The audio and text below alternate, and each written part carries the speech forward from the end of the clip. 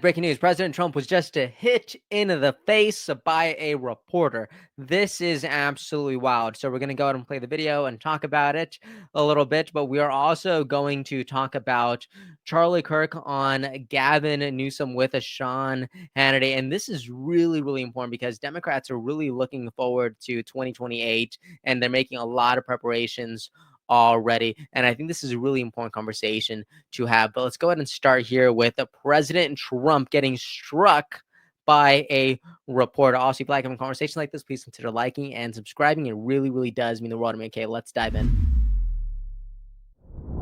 Mr. President, obviously you're concerned. You're concerned about the situation in Gaza. What are the hopes now to get the hostages back? She just became a big story tonight, right? Yes, sir. Did you see that? That is crazy. He took it like a champ after immediately staring down this woman's soul. This is wild. So if you're just listening, a person with a boom mic just struck President Trump's face with the microphone, right? And it just came in direct contact right over his mouth. And it is wild. This happens moments after President Trump, along with Elon Musk's son, just boarded Marine One, and then he was taking questions. It looks like after they landed, and this is just it was just a wild story. Colin Rugg says that President Trump stared down reporter after he was hit in the face with a microphone. And I love this explanation from Bricksuit. They write, most logical explanation is that the reporter holding the microphone or the mic pole itself was bumped from behind by another reporter. Another person says that it was a terrible reporter. Nick Sordo says that actually describes most legacy media reporters. Hilarious. Check this out. I don't know if you heard that the reporter actually did apologize. It may be a little hard to hear, so I'm going to go ahead and play it again. I believe it's right here. You're concerned about the situation. Yeah, so you could hear it very faintly in the background, but the reporter does say, "I'm so sorry," almost immediately afterwards. And President Trump seems to have just brushed it right off. It really does seem like there's no hard feelings. And if anything, President Trump took it like a champ and he made a joke out of it, pretty much saying, "Oh man, this story is going to be huge." And it probably is, right? It probably is. So that is just hilarious, right? Sean Farish writes that President Trump stared a hole through this woman's soul, and he calls President Trump a champ afterwards. So good. So good. But I do want to talk, I want to spend a little bit of time talking about Charlie Kirk on with Gavin Newsom. And we actually made a whole video about this before. We did that last week if you wanted to watch that video where we really dive into it. But here's another perspective from Charlie Kirk as he talks about this with Sean Hannity. And I do think there's a broader conversation here because a lot of people like Charlie Kirk want to say that, oh man, like his track record is just so bad, he doesn't stand a chance. I think I kind of disagree a little bit, and I want to go ahead and use Pete Buttigieg as an example, but I will go ahead and play Charlie Kirk with Sean Hannity first on their opinions. Check it out. He does not listen, ever. Maybe, is this the tipping point for him? Did you get the feeling he really wants to change?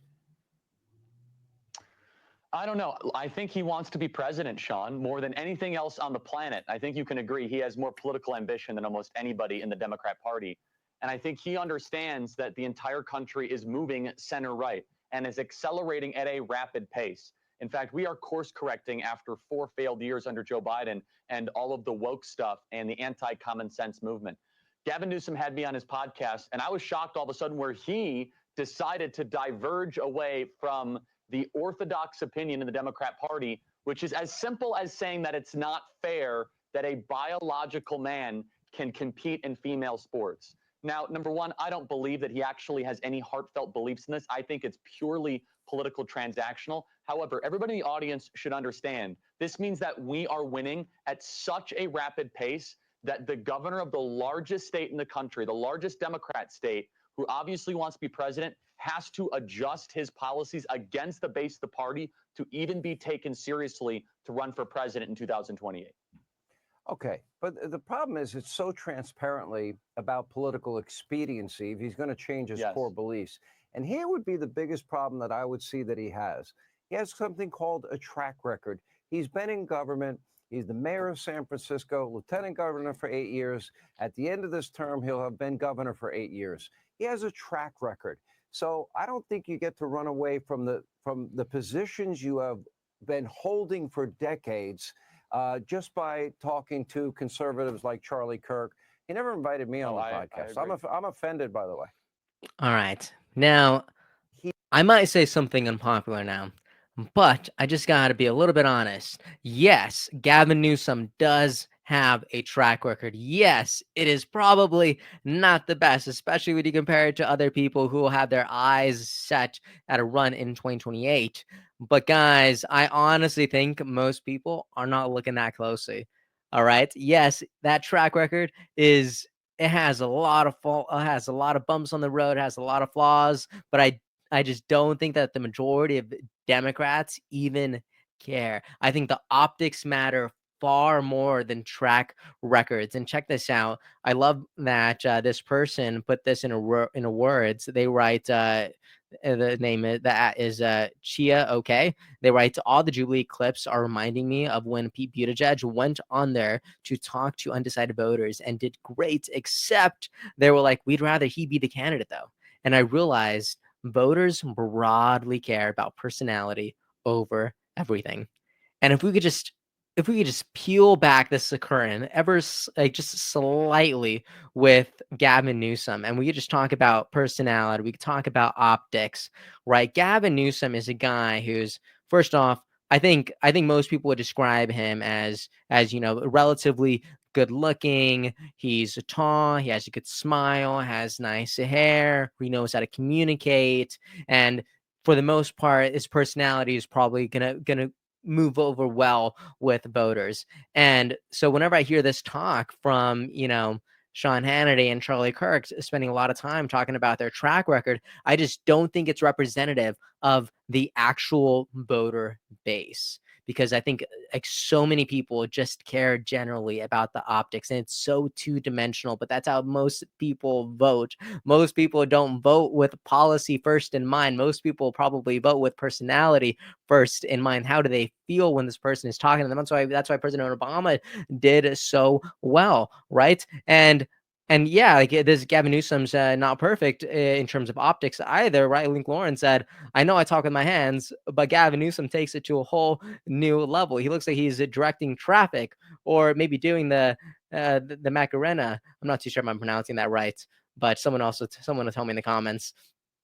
And yeah, I'll play this video real quick. It is Gavin Newsom on his podcast. Check it. Conditions that determine our fate and future, and that fundamental notion of agency, I think, is important more broadly. And I think that goes to some of the issues around victimization. And I see a lot of I mean, guy's not perfect. But let's look at some of the other candidates that we had. Kamala Harris wasn't perfect. Joe Biden wasn't perfect. Joe Biden became president.